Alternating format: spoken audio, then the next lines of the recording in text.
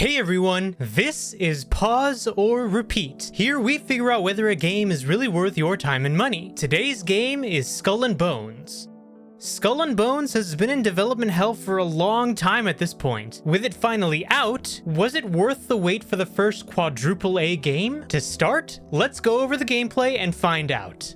The gameplay of Skull and Bones centers mostly around your ship. You'll dock your ship, run around and talk to NPCs to accept quests, obtain upgrades for your ship, and more. When you're ready to leave, you're free to explore the waters, but you'll mostly want to complete quest objectives. A lot of times you'll need to down a number of a certain type of ship or bring back certain supplies. You can harvest some raw materials from the shorelines, but a big focus is on ship combat. The ship combat involves you steering around other ships, shooting your cannons, and dropping their health until you are able to board or just outright sink their ships. To board a ship, you get closer to it, and when the option is available, you'll then throw grappling hooks to grab onto it. A short cutscene plays with your crew reeling in the enemy ship, and then you are rewarded with the spoils. So overall, you'll mostly be aiming for ship upgrades or cosmetics. But how's the story?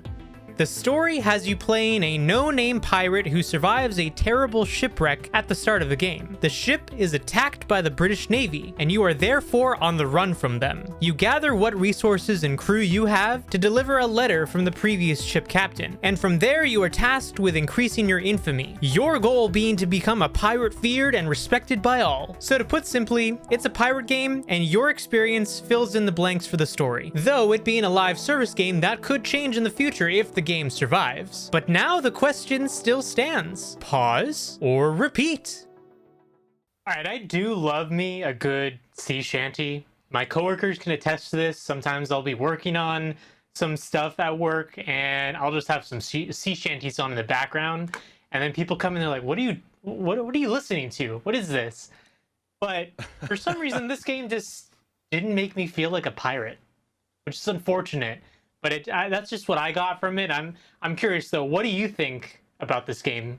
Yeah, I'm just wondering who spiked the rum at Ubisoft. I mean, come on now. We spent 10 years on this quadruple A game, and they have zero sword combat and shipboarding, matter of fact. And so how do you become a pirate if you can't even step on land, okay? And then you want to go on these crazy treasure hunts. And don't get me wrong, the graphics are amazing. It looks awesome. But my problem with this is the fact that we keep labeling these live service games to be at a threshold with $70 when it comes to these AAA single-player one-off games. This truly isn't the case, and you're seeing the effect happening in real time. We're seeing Suicide Squad kill the Justice League. Does anybody even remember that? Oh, yeah, it came out this year. It's already on sale on Steam for $40, and we're also getting reports, Henrik, that potentially for Epic Game Store, their spring sale, Skull and Bones is already getting devalued down to $45, and I'm starting to think not that a good look. It's not a good look, and I'm really starting to think that a lot of live service games, instead of trying to go all out, and I get it, they spent 10 years on this game, but guess what? Elden Ring's DLC spent 2 years on it, and look at the massive success that they're bringing in with their DLC. And I think if you want to win over a large fan base, you got to kind of feed it to them minute. You got to give it to a base at maybe $40. And then if I'm really intrigued with Season 1 and Season 2 and you want to expand my experience, then I will fork in the next $30 and potentially another $30 if you guys really, truly deliver for what gamers want. But it's just, I got to hand the floor back to you because I know I'm taking up the airwave time. But I would really say, maybe $40 for a game like this is even maybe too much, considering one of the big problems that this game is having is that it's flopped. Like, at this point, so many people have a bad opinion of it, and there's not a whole lot of redeeming qualities for the gameplay for it to be worth the full price. I'd say let alone $40. Helldivers 2 at $40 was a bit of a different story because there was a lot of passion behind the game development, and even yeah, but they would argue that they put a lot of passion in it too. I mean, they kept delaying it because they wanted to perfect it. The implementation was not there for this game. So I'd say $30, maybe even $20 is how much it really should be to just get people in the door. And maybe it sounds like we're clowning them, but I gotta say, like, Skull and Bones is still very, very fun when it comes to the naval combat and the fascinating settings. It's just can get a little repetitive. But But it's lacking an identity. It's not really separating yeah, itself from the herd. It's like we feel like we've already had these kind of games, and and I was kind of suggesting $40 because when you look at the premise of things, and I think even Suicide Squad is on a level is kind of figuring that out. Just think about it like this: Assassin's Creed, Black Flag, and Sea of Thieves. You combine the cost of both those games together, that's $40. What does that offer? yep. More gameplay and more opportunities to do everything you Yeah, and, expected in and Skull that's and what's so Bones. That's wild. the It's like problem. Ubisoft made Assassin's Creed Black Flag, and in Black Flag, not only was the ship combat and gameplay just fun and engaging, but you also get to actually board other enemy ships. As opposed to in this game, like I was saying in the video, these hooks go out, your crew reels in the ship, and then a cutscene plays and then a screen pops up with all the loot you Exactly. got. Well, And I'm as like, opposed to in Black Flag, you actually jumped on the ship, you had sword combat with the other crew, and it was fun, And I'm missing that in this game.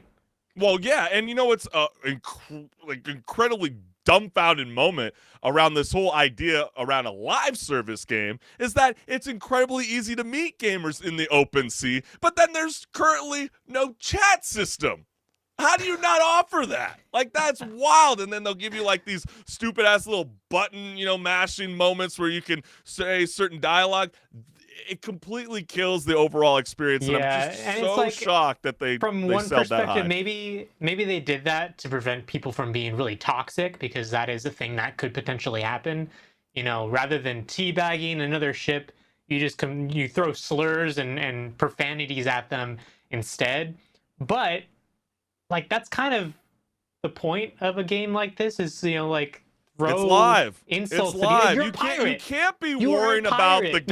you can't worry about the game development process about, hey, are we worried that a few bad apples are going to say a few naughty words, on the open sea? You cannot, if that is the case, infatuate yourself to make that a concern. You really got to really open up the world and make it so you can actually meet up with other pirate kingpins, build up Mhm. your entourage, maybe build a fort, gosh knows what. I mean, like you said, watch a cutscene where your pirates get off, your crew, and then they come back to the ship. It's just super, it just Yeah, and the, lacks the social hardcore. aspect is really an important part for a game like this because that's the whole reason why Sea of Thieves has done so well because in a sense that's a game you can just hop on in with a group of friends and it becomes like an extension of a chat room at that point. Yeah, You don't get any of that in this. it's almost like someone told Ubisoft that they really vibed with Assassin's Creed Odyssey and loved those open ship battles, because remember, at the end of those missions, they just magically drop you off the ship with the cutscene. And they go, well, if gamers vibed with this, then we could clearly get away with it in Skull and Bone. No, that is not the case. No. It is a very fun gameplay, but for $70, I am going to tell you, for your value of the dollar here in the United States, it's not worth it right now at $70. If it goes down to close to 40, it's definitely worth pursuing. And I'm sure Ubisoft's got a lot of amazing things cooking up for the game, but for the fixed value that they want, it's a hard no, hard pass, pause. What about yourself, Henry? Yeah. I'd say it's a pause for me as well considering clearly you saw our thoughts both of us like we just don't really vibe with what they have here. What they have here is not worth $70. I'd say probably not even worth $40 to be And even honest get this, for Henrik, and me. get this. Sea of Thieves at one point on the PlayStation 5 over the weekend was the highest, selling game, Sea of Thieves, which is Yeah. an Xbox exclusive that just recently came to the Yep. PS5. It's That's a very niche that embarrassing. hasn't And really been filled properly yet. exactly. And then Sea of Thieves started to drop a little bit once MLB 2K or 24 started to get released and people started buying the premium edition for $100, which that's is for another story. Gosh, I can't believe people still do that. Wow. But hey, you heard it from both Henrik the Wreck and I. It is a pause, but what are you gamers feeling? Are you going to be traveling on the open sea? Are you just going to jump ships and enjoy another game? Let us know what's good. But again, who the hell spiked the rum? Because I need some of that, I guess.